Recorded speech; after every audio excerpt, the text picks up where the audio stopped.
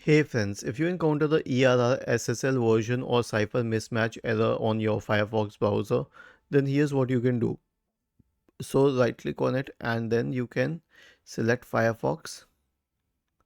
Okay, and then you can click on these on the hamburger symbol at the top right corner, and then you can go to settings, and then in settings you can search for extensions and themes and disable any extension that is causing problems. Now click on the hamburger symbol again, select history, and then you can click on clear recent history and change the time range to everything, and then click on clear.